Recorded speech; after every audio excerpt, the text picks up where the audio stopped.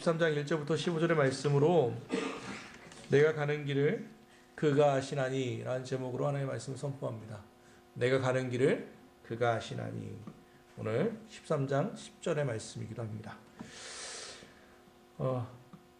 여러분 혹시 억울한 일 당해보신 적 있으세요? 억울한 일? 네, 바로 나왔어요.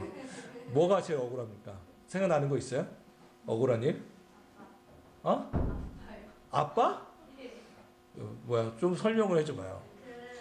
언니가 진짜 엄청 비싼 케이크를 만들었는데 이제 언니가 집에 없었고 제가 그거를 막 먹고 싶어서 엄마한테 먹었냐고 물어봤어요. 엄마가 안 된다고 언니랑 평소 오늘 같이 먹자고 해서 알겠다고 했는데 아빠가 왜 못 먹겠냐고 자기가 그걸 꺼내서 막 엄마 이래요. 그래서 제가 안 먹겠다고 그러니까 아빠가 자기가 먹는 거에서 엄마가 그것 때문에 화가 난 거예요.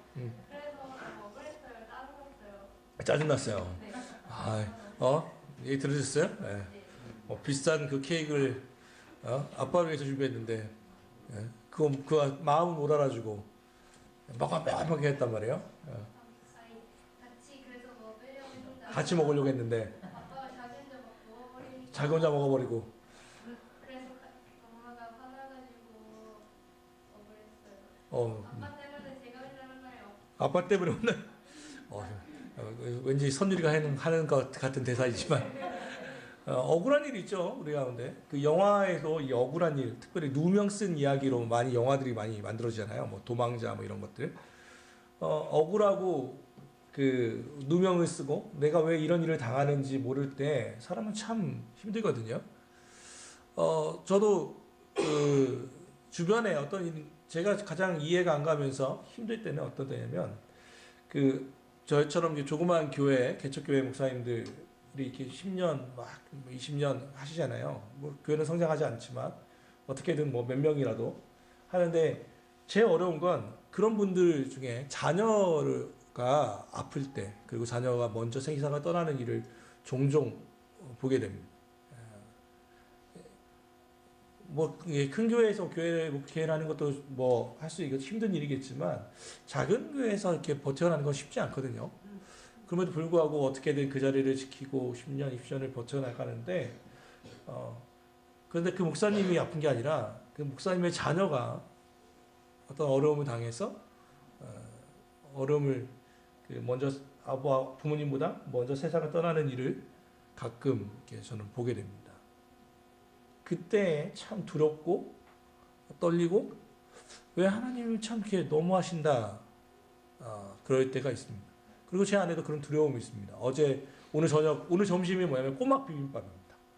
꼬막 어제 5kg 금요일날 5kg 시장에서 사가지고 어제 다 삶고 막 그 까느냐고 다 깠습니다. 막 까고 막 근데 어제 이제 선한이 선율이나 엄마는 딴일 하시고 막 꼬막 까면서 되게 내 마음에 기쁨이 있는 거예요.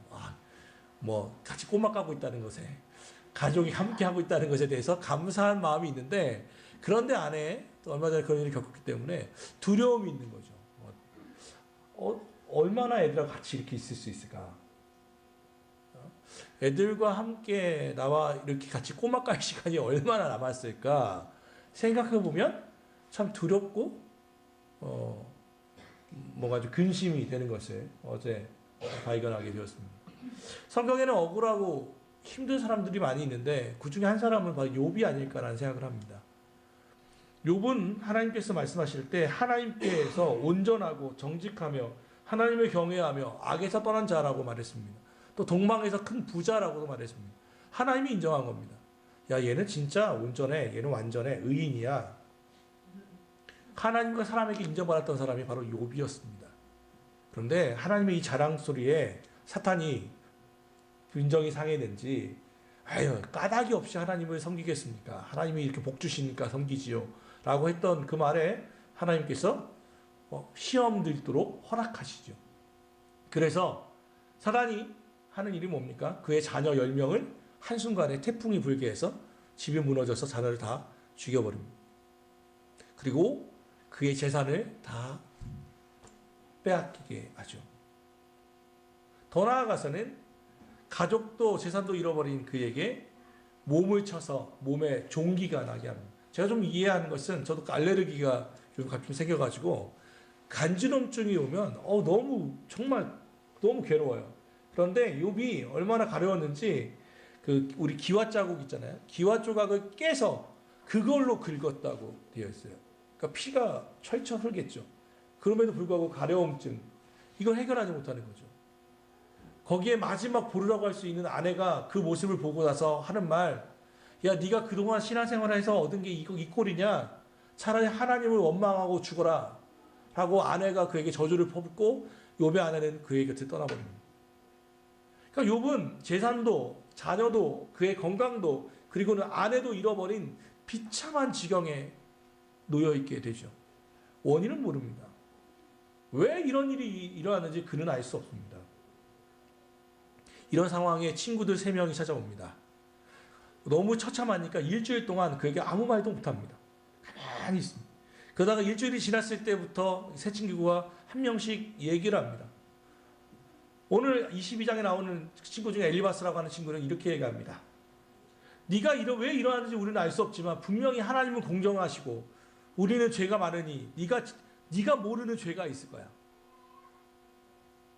까닭 없이 형제를 볼모로 잡으며 헐벗은 자의 의복을 벗기며 목마른 자에게 물을 마시게 하지 아니하며 줄인 자에게 음식을 주지 아니한 것 아니냐.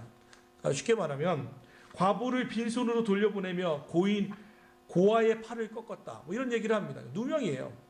너 줄인 자에게 안 줬지? 배고픈 사람한테 밥 안 줬지? 분명히 넌 모르지만 너 분명히 악한 것을 했으니까 하나님이 너에게 이런 징계를 주었겠지라고 말합니다. 여러분, 그리스도인들에게 정말 조심할 게 하나 있는데 다른 어떤 사람이 고난을 당했을 때 그 사람한테 가가지고 네 죄를 회개하라 이런 것은요 절대로 회개의 역사가 일어나지 않습니다. 모든 고난은 죄로부터 온다고 하는 착각에서 벗어날 수 있기를 바랍니다. 모든 것이 다 죄 때문에 오는 것은 아닙니다. 물론 죄 때문에 오는 고난도 있지만 많은 경우가 그렇지 않을 때도 있습니다. 욥은 그렇지 않을 때였습니다. 그런데 엘리바스라고 하는 친구가 그렇게 얘기하는 거죠. 너 회개해라. 너 잘못 저질렀으니까 그렇지. 이 얘기를 듣던 욥이 무슨 생각을 했겠습니까? 욥이 1, 2절에 이렇게 고백합니다. 1, 2절 같이 한번 읽어봅시다. 1, 2절 시작. 욥이 대답하되 내가 가진 재앙이 당신보다 무거웁니다. 욥이 이야기합니다. 억울함. 내가 왜 이런 일을 겪어야 하는지 모르는 이 고난 앞에서 욥이 두 가지를 고백합니다. 첫째, 내게는 뭐가 있다? 반항하는 마음이 있다. 여기서 반항하는 마음은 뭐겠습니까? 누구에 대한 반항이겠습니까? 하나님에 대한 반항이죠. 하나님, 내가 그동안 그렇게 열심히 살아왔는데 신앙생활 한다고 그렇게 열심히 해왔는데 11조도 열심히 하고 하나님 그렇게 어렵게 힘들게 살았는데 어떻게 나한테 이런 고난을 주시죠? 하나님 정말 살아계신 건 맞습니까? 하나님 왜 나한테 내 기도 안 들어주십니까? 왜 이 상황이 가기 전에 막아주지 않으셨어요? 반항하는 마음이 당연히 들죠. 자연스러운 거예요, 반항하는 마음. 세월호 유가족을 만난 적이 있는데 그분들의 그 동영상에 만난 게 아니라 동영상을 본 적이 있는데 그 말이 저한테 탁 꽂혔어요. 왜 하나님 살아계시는데 애들 그 배 타지 못하도록 막지 않으셨어요? 하나님 그때 뭐 하셨어요? 이랬을 때 정말 마음이 아프죠. 우리 그럴 때 있잖아요. 내가 이 남자랑 결혼한다고 할 때 왜 하나님 그때 안 막으셨어요? 내가 이 여자랑 결혼할 때 왜 안 막으셨어요? 내가 왜 이 대학교 간다고 할 때 왜 안 막으셨어요? 내가 이 회사 간다고 할 때 왜 안 막으셨어요? 그 고난의 원인에 대해서 우리는 계속해서 되씹으면서 원망하게 되어 있고 반항하게 되어 있어요. 욥이 지금 그 얘기하고 있는 거 아니에요. 하나님 이 고난 앞에서 할렐루야 하나님 감사합니다. 고난을 주시니 정말 감사합니다. 할 수 있는 사람이 누가 있어요? 첫째로 받는 마음은요. 반항하는 마음이에요. 반항하는 마음. 그건 자연스러운 거예요. 고난을 당할 때 욥은요. 반항하는 마음이 있다고 고백하고 있어요. 하나님 왜 안 그러셨어요? 뭐 반항은 원망하는 마음이죠. 불평하는 마음이에요. 그런 마음과 함께 또 하나의 마음이 또 있어요. 무슨 마음이죠? 반항하는 마음과 근심이 있어요. 근심. 근심은 뭡니까? 하나님 앞에 원망하면서도 또 하나의 근심. 하나님이 더 노하실까? 상황이 더 안 좋아질까? 그리고 이 상황이 언제 끝날까? 여기에 대한 근심이 있어요. 하나님께 반항하면서도 하나님은 괜히 더 화나셔가지고 그 표현대로 하나님이 더 노하셔서 이 상황을 더 안 좋게 만드실까봐 하는 그 두려움. 그러니까 이게 끝이 있긴 하나? 이 고난이 언제쯤이나 이 터널이 끝날까? 언제 빛을 볼 수 있나 하는 그 두려움, 근심. 이게 고난당한 사람의 마음이에요. 요건 정론하게 얘기하죠. 나에겐 반항하는 마음과 근심이 있다. 고난당할 때 내가 받는 재앙이 탄식보다 무거움이라. 하나님, 이 재앙이 내가 숨으로 버텨내기에는 너무 힘든 무거움이다. 제가 담배 피우는 사람도 이해한다니까요. 저도 담배 피웠기 때문에. 그냥 습관적으로 타르에 중독하는 거 말고, 타르 중독 때문에 마시는 거 하는 거 말고, 담배의 기능 하나가 있는데 숨기능이 하나 뭐냐면 숨 쉬는 거예요. 숨 쉬는 거. 뭐냐면 담배를 하면 호흡하게 되잖아요. 심호흡의 효과가 있어요.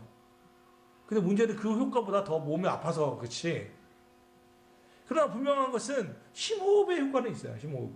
한숨, 탄식 다 좋은데, 근데 문제는 뭐냐면 받는 재앙이 탄식보다 무거운 거예요. 그러니까 이 주는 프레스가 재앙이 내가 뱉는 거하고 버티기에는 더 무거운 거죠. 버틸 수 없다는 거예요.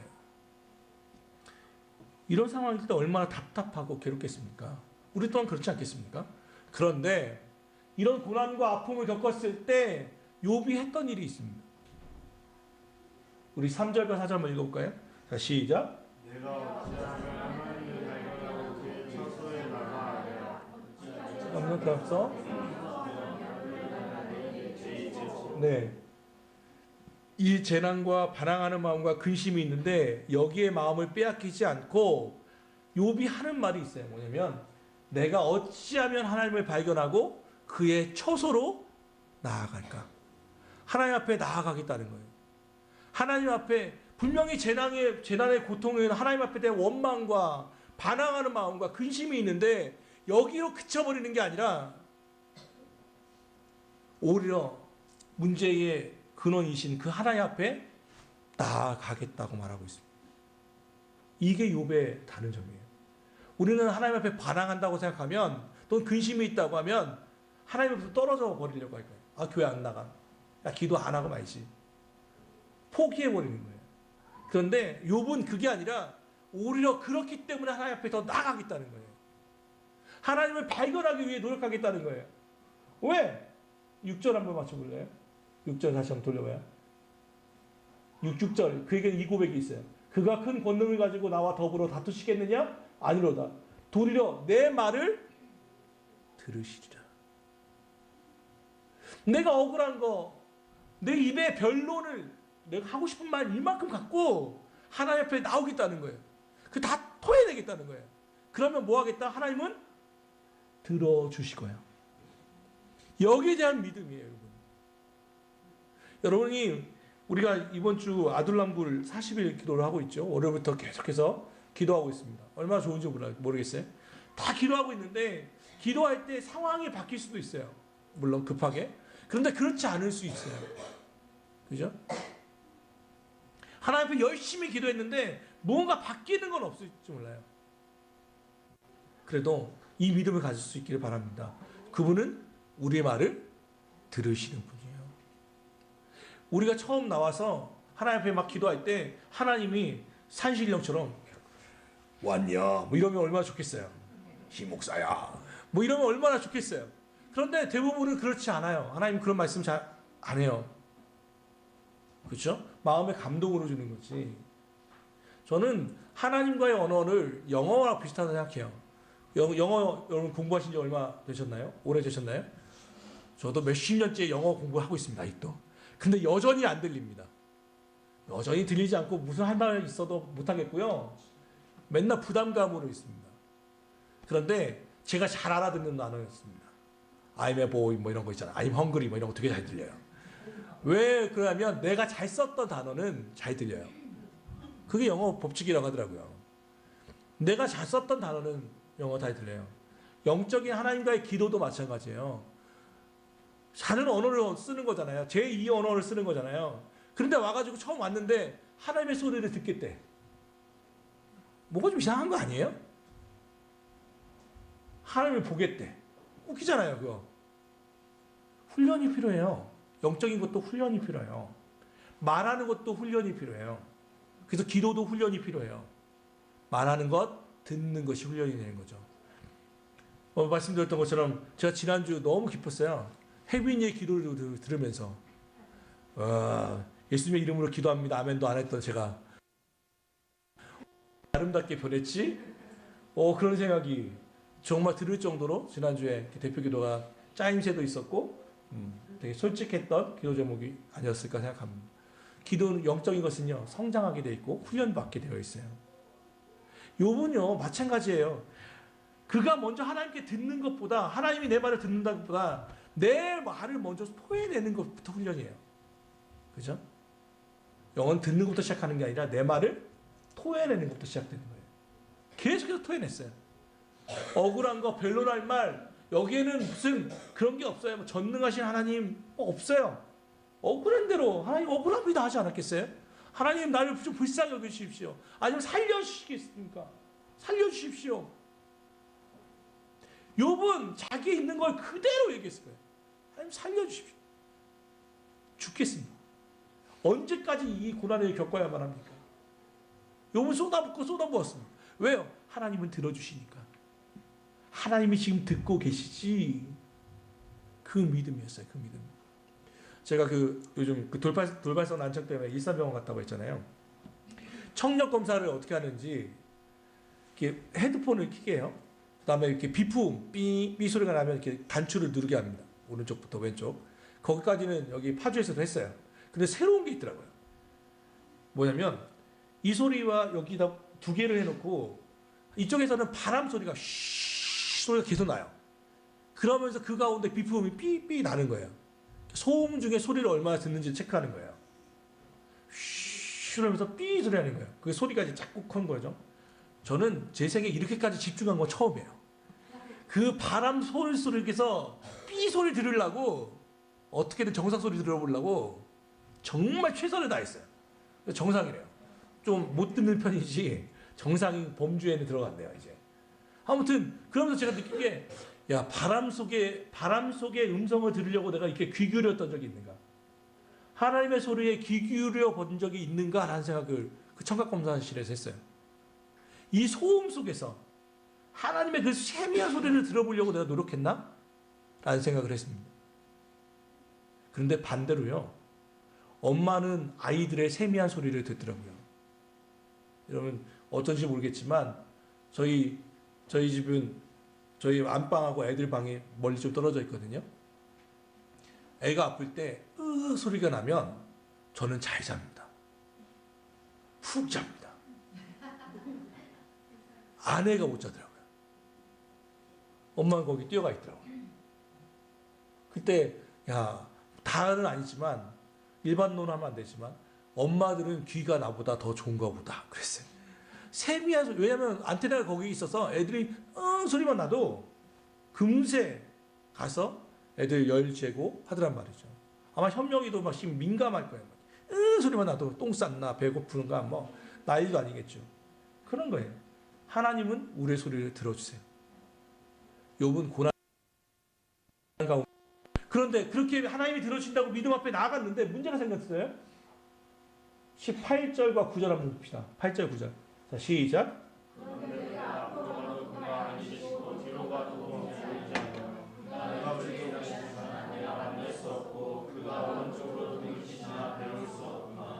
네, 하나님이 들어주신다는 믿음으로 나아가서 다 얘기했는데 문제는 앞서 말한 것처럼 하나님이 보이지 않는다는 거예요. 그가 왼쪽에서 일하는 것 같긴 한데 내가 만날 수 없어요. 엇갈림이죠. 엇갈림. 오른쪽으로 돌이키시지만 내가 배울 수 없구나. 내가 앞으로 가도 안 계시고 뒤로 계셔도 안 계시고 하나님의 임재를 절대 경험할 수 없더라는 거예요. 결단하고 고난 가운데 하나님 앞에 처소에 나와 하나님이 들어주시겠지 하고 기도하면 하나님이 눈물로 역사해 주시든지 마음의 감동을 주시든지 상황을 바꿔주시든지 뭔가 기미가 보여야 하는데 아무것도 보이지 않더라는 거예요. 더 어려운 거예요. 이게 2단계 고난이에요. 2단계 고난. 그리스도인들이 제일 힘든 게 뭐냐면 재산이 없거나 물질이 건강을 잃어버렸거나 그런 게 아니고 진짜 그리스도인은 가장 힘든 게 하나님의 임재를 경험하지 못할 때 어려운 거예요. 하나님에게 버림받았다. 또는 하나님이 나와 함께 하지 않는다라는 것을 경험할 때는요. 그건 정말 미치는 거예요. 이건 그리스도인들만 아닙니다. 나와 함께 하시지 않는다. 하나님이 계신 것을 내가 느낄 수 없다고 하면 그보다 더 괴로운 것이 없어요. 예수님이 십자가에 돌아가실 때 하셨던 말씀이 있죠. 엘리, 엘리, 라마, 사박다니. 뜻이 뭡니까? 나의 하나님, 나의 하나님, 어찌하여 나를 버리십니까? 하나님과 함께 언제나 함께 하셨던 그 예수님이 십자가에서 죽으셨을 때 가장 괴로웠던 것은 창자국도 아니고 못에 박혀서 피 흘리는 그 고통도 아니고 그가 가장 소리 질렀던 건 딱 하나였어요. 하나님, 나의 하나님이 나를 버리셨다고 하는 절망감. 절망감. 하나님 나를 어찌하여 버리십니까?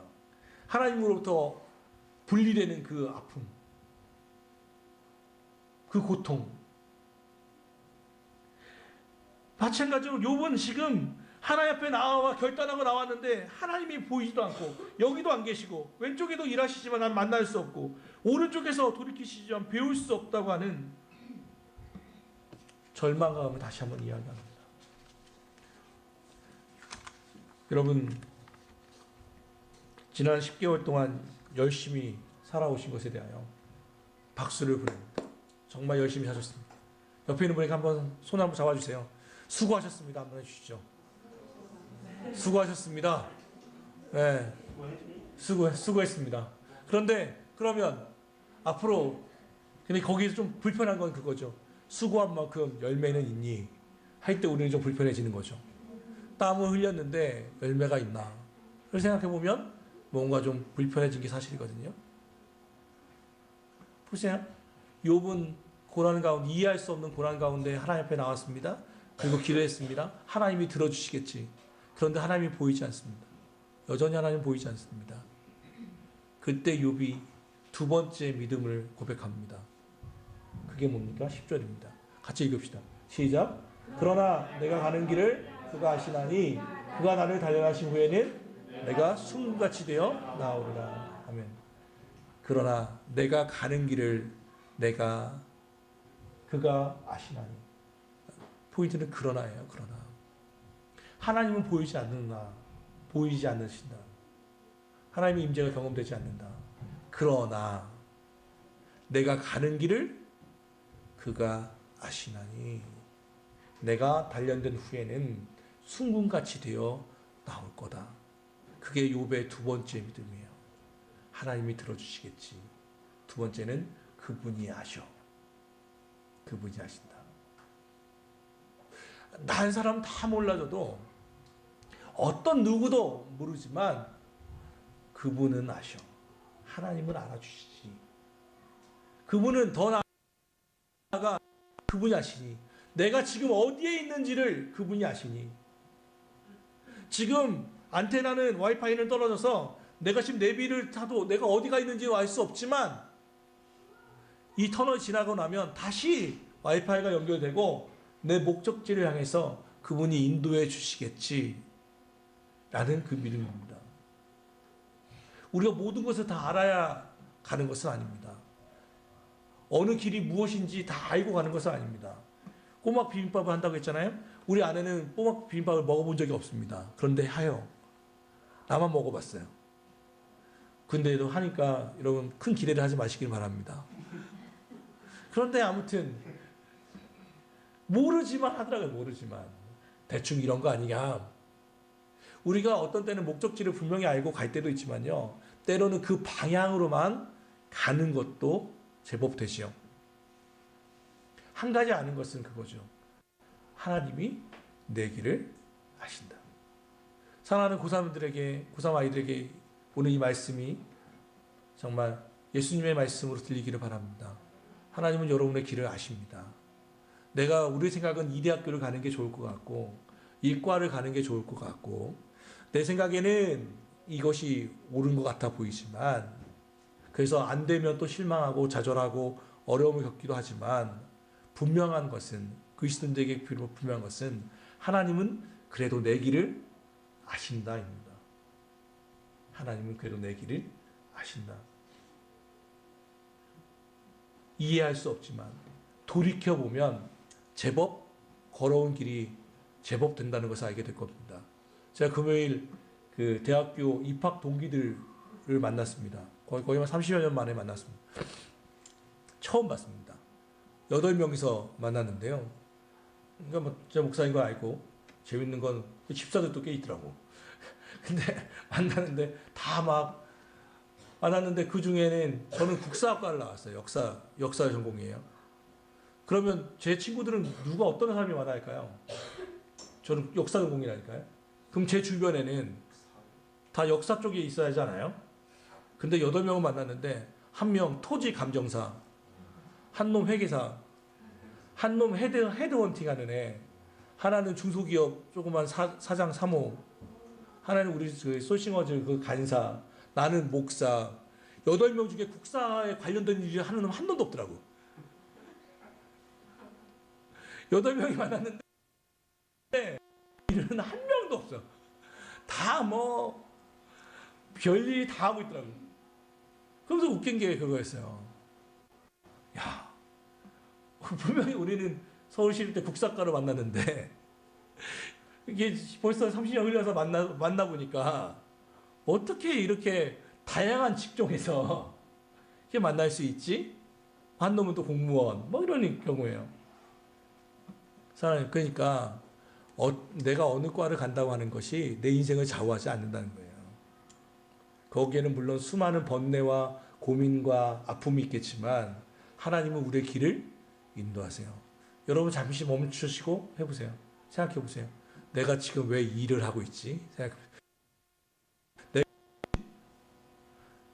내가 한번 생각해 보세요. 그렇게 온 건 아닙니까? 인도함 받아서 온 것이 아닙니까?